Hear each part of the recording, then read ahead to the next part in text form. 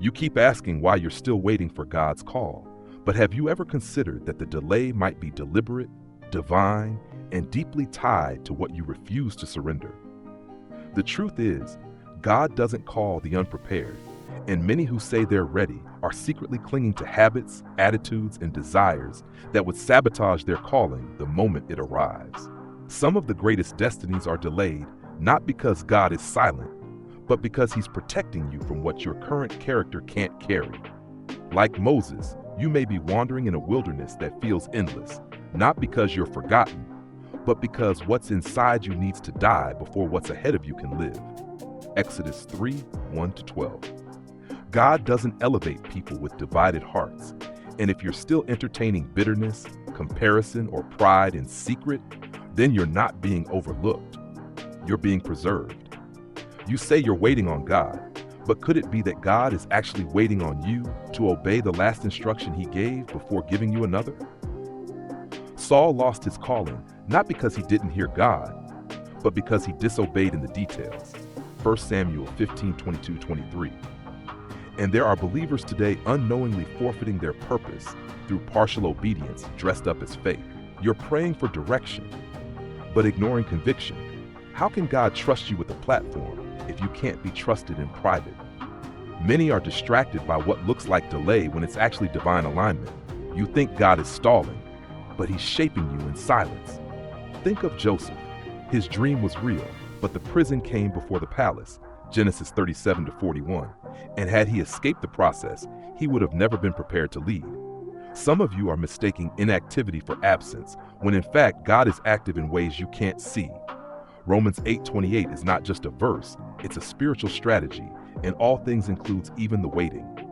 You keep asking for a sign, but what if the silence is the sign?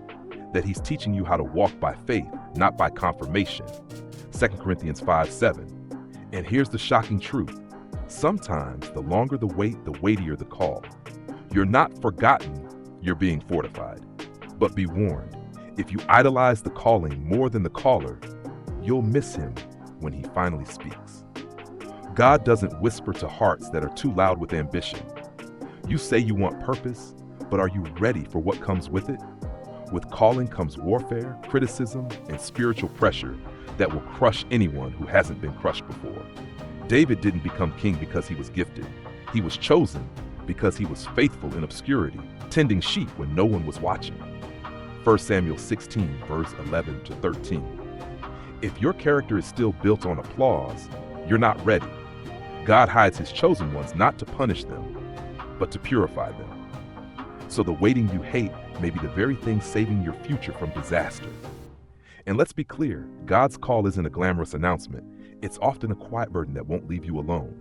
You don't find your calling, you surrender into it. Some of you haven't heard from God because you're still negotiating terms, when what He requires is total surrender. You're asking for clarity, but you haven't committed.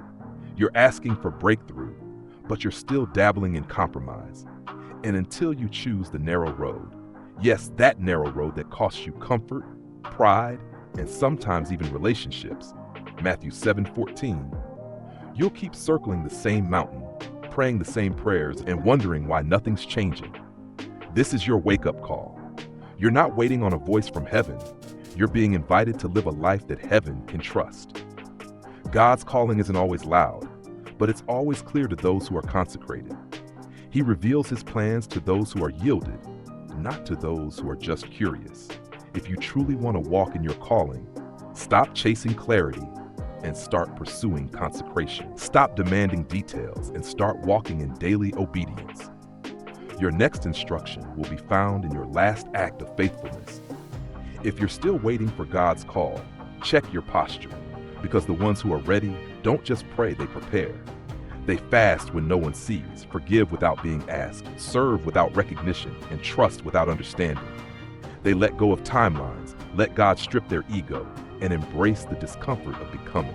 And when that day finally comes, when the assignment falls into your lap or the door swings open, you won't be surprised. You'll be ready. So here's the truth. You're not behind, you're being built.